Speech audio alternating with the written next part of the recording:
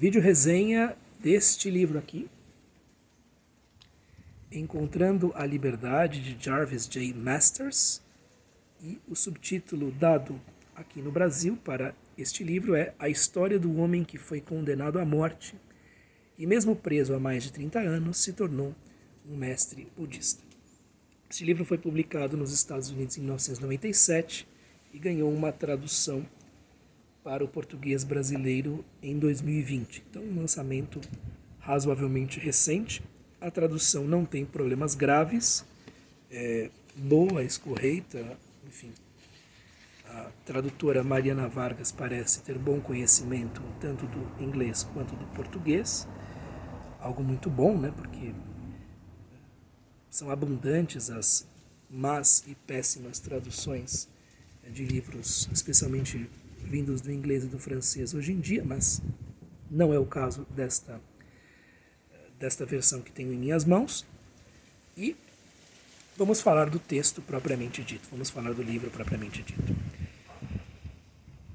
Conta ele a história de Jarvis J. Masters, um homem que viveu nos Estados Unidos e desde pequeno se envolveu com várias atividades criminosas, de menor gravidade. Mas o fato é que, também por conta das péssimas amizades que teve, foi sendo conduzido nessa vida de crimes e acabou indo parar na prisão mais famosa dos Estados Unidos, que é San Quentin. E ali, depois de alguns anos no regime menos estrito, acabou sendo acusado de participar da execução de um agente penitenciário. Ele alega que não teve nenhum envolvimento com isso, e nem me parece, né, pela personalidade que se depreende das páginas do livro, que tenha tido envolvimento com isso. Mas o fato é que acabou sendo acusado por envolvimento nesse assassinato e foi colocado no corredor da morte. E o corredor da morte nos Estados Unidos é algo que pode manter as pessoas por décadas, né? Neste caso, ele continua, até onde sei, nesta situação, esperando sua execução. Está há mais de 30 anos nessa situação. E vocês sabem que o sistema judicial dos Estados Unidos tem uma dificuldade muito grande em reconhecer os próprios erros, né? Apesar das apelações feitas, ele continua nesta situação e dificilmente sairá dali por uma medida do próprio sistema judicial. Muito bem, o livro é dividido em 3 partes. A primeira chama-se Santuário, a segunda chama-se Exercício de Luto e a terceira Encontrando a Liberdade. Na primeira parte, Santuário, nós temos uma série de capítulos breves que narram episódios com o cotidiano da cadeia, né? Como as pessoas reagiam à perspectiva do próprio encarceramento. E há muitos episódios desta primeira fase de Jarvis J. Masters na cadeia, em que ele estava ali por um motivo de menor gravidade. Então, ele nos conta como eram os jogos de basquete, como era o pequeno mercado que havia ali, toda a dependência que tinham do cigarro, enfim. Né? Fala um pouco da questão das doenças, tanto físicas quanto mentais, que acometiam alguns presos. E você vai ficando familiarizado com essa digamos assim, com esse elenco, né, de pessoas ali, todos de nomes trocados, então não são identificados pelos nomes que de fato tem. Né? Depois nós temos a segunda parte, Exercício de Luto, em que já há a transição, falo aqui de memória, para essa fase em que Jarvis estará no corredor da morte. Não se fala com muitos detalhes do episódio que ocasionou essa transição para um regime mais fechado. Mas nós temos aí, a partir em Exercício de Luto, esses episódios com os seus colegas de encarceramento, colegas de cadeia, que já são outros, né? Entremeados de memórias da sua infância.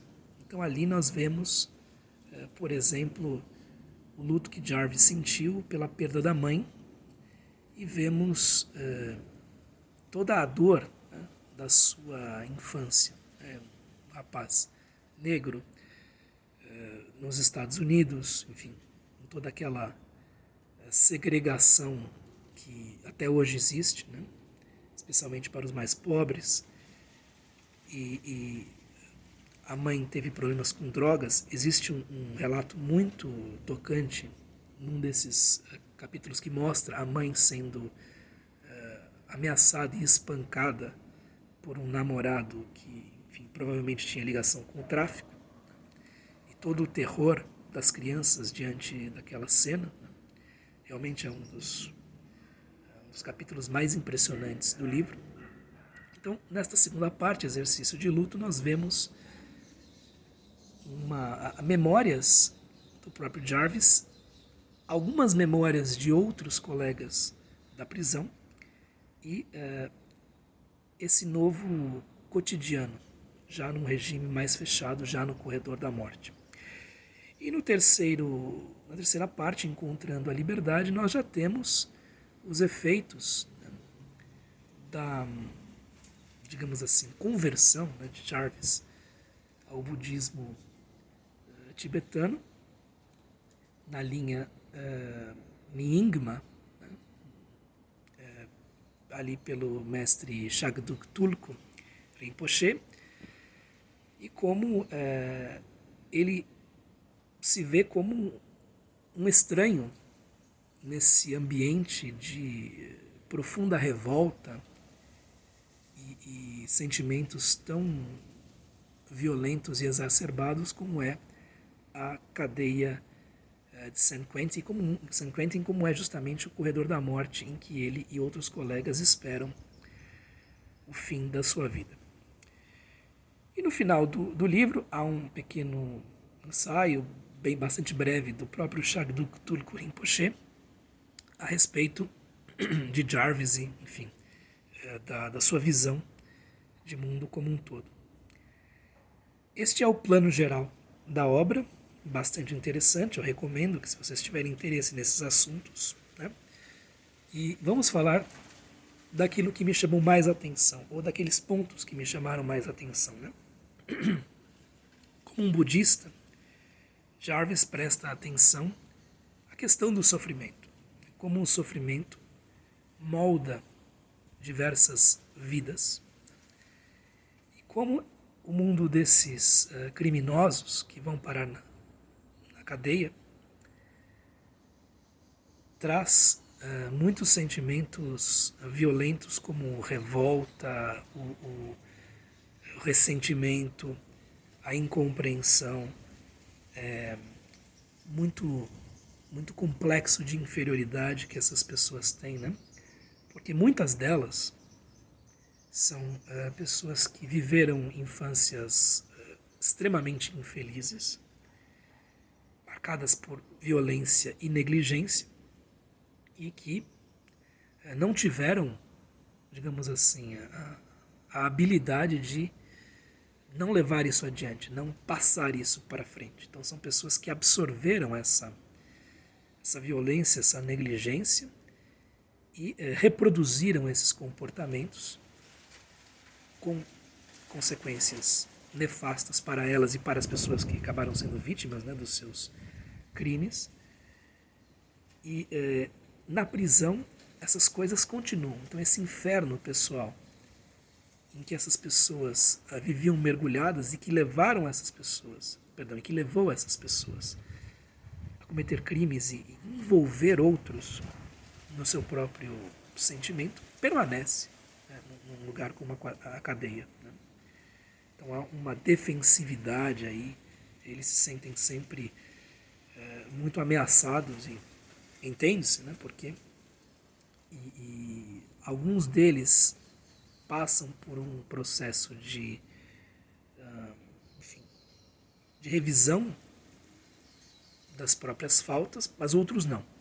Então, alguns deles se arrependem ou, enfim, chegam a algo muito semelhante ao arrependimento, mas outros não. De todo modo, há essa San Quentin, assim como outras cadeias, é um caldeirão de violência e revolta. Então, isso é muito bem retratado por Jarvis. Ao mesmo tempo, essas pessoas têm que se suportar e mesmo se respeitar, e nem todos conseguem fazer isso o tempo todo.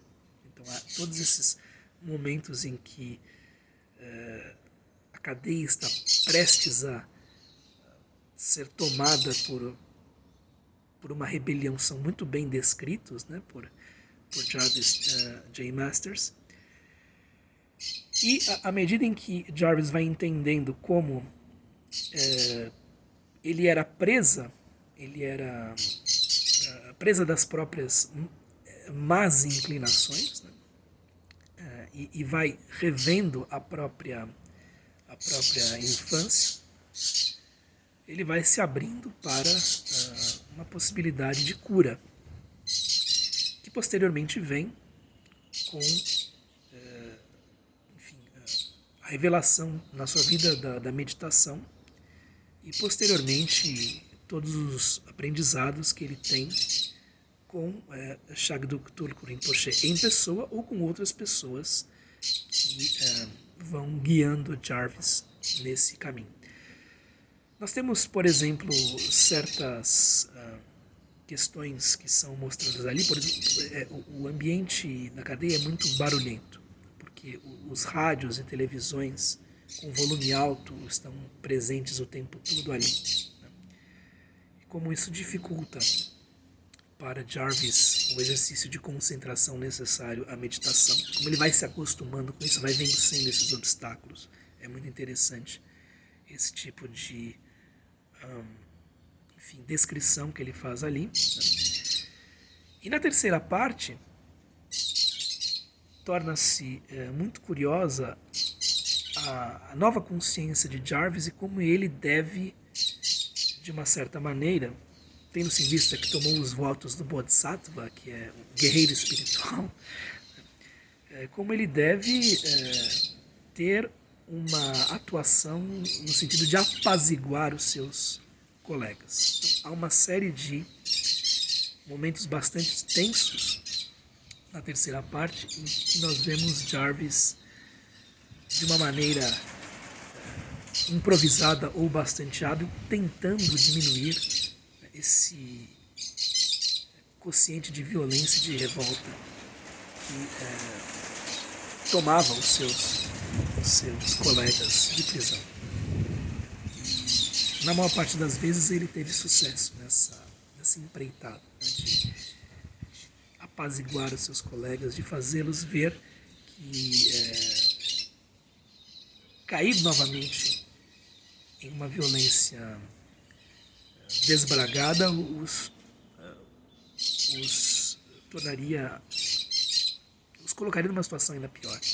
Então aí, tendo feito votos de não violência, ele se vê como um estranho no ninho naquela situação da cadeia de San Quentin, né, da unidade prisional de San Quentin. Então, é bastante interessante aí na terceira parte esse debate interior que ele trava consigo próprio a respeito da sua inadequação enquanto budista ali num ambiente tão violento, tão cheio de revolta, tão cheio de más inclinações por parte de muita gente. E este é o ponto mais interessante, né, do livro, porque ele percebe com uma certa dor que a vida que ele passa a ter de verdadeira liberdade, de verdadeira paz, nas suas palavras, como isso não é tão facilmente comunicável às pessoas que estão à sua volta.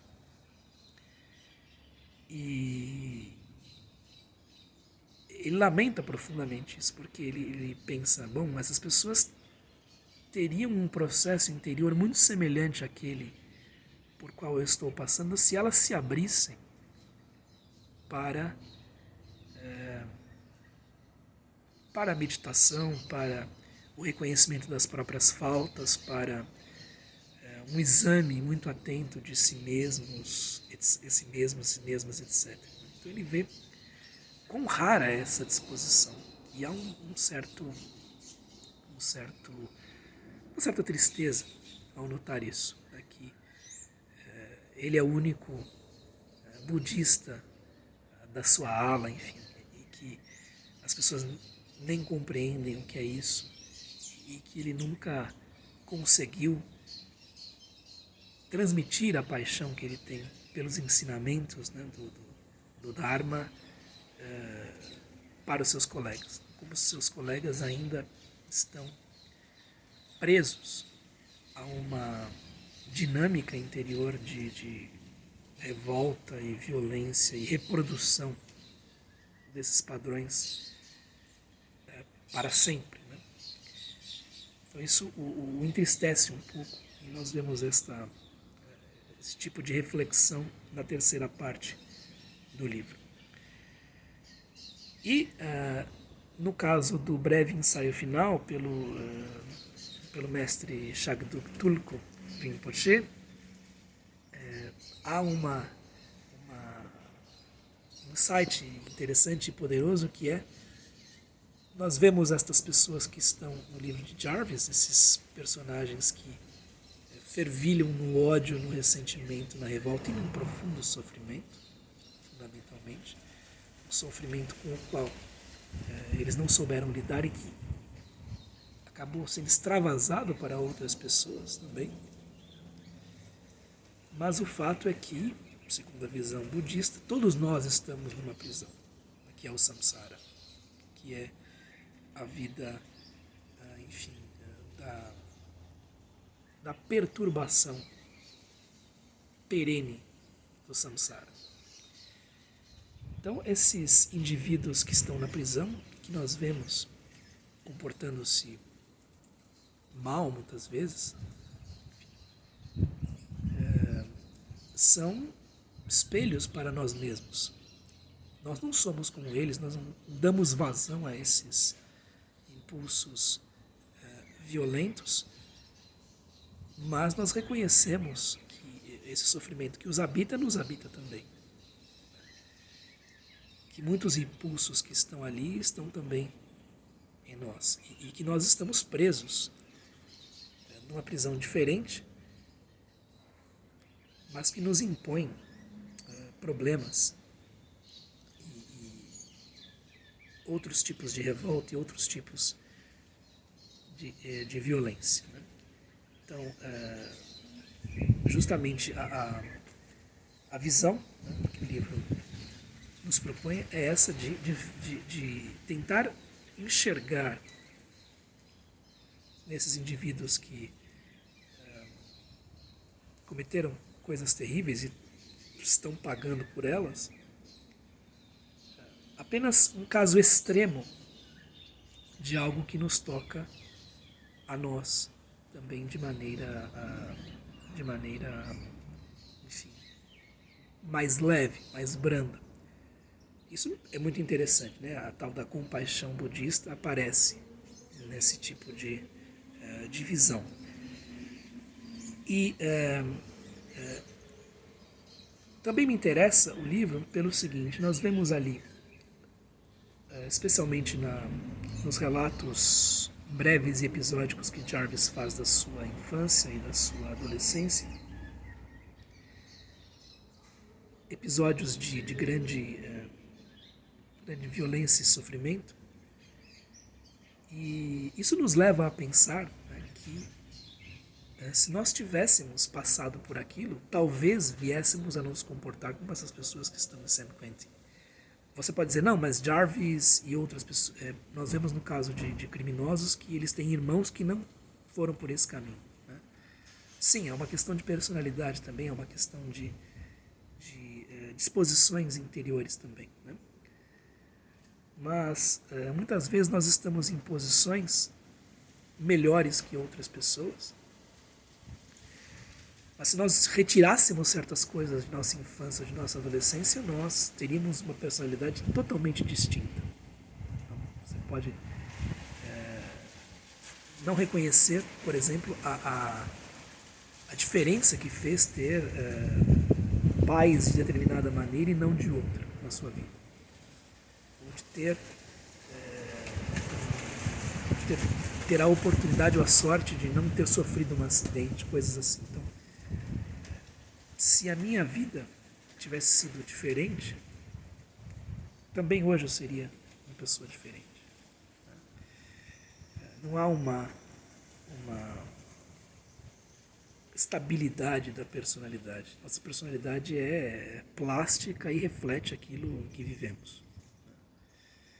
Então, pessoas que sempre receberam crueldade, violência, revolta, enfim, alucinação por parte daqueles a seu redor, tendem a reproduzir isso. E se você, por uma boa sorte, não teve nada disso, considere que se sua vida tivesse sido diferente, você talvez viesse a ser uma pessoa muito, muito diferente. Sua personalidade é algo maleável, por assim dizer. Então aqui estão estão as minhas notas sobre este livro. Eu recomendo. Há algumas promoções com ele que são feitas, então eu comprei por um preço bem baixo, né? Então, pesquisem, caso se interessem, né? Está aí uma boa opção que nos leva a ver numa realidade diferente da nossa, um panorama humano que nos ilumina interiormente. Então, muito obrigado aí pela sua atenção. Fiquem bem. Até o nosso próximo vídeo.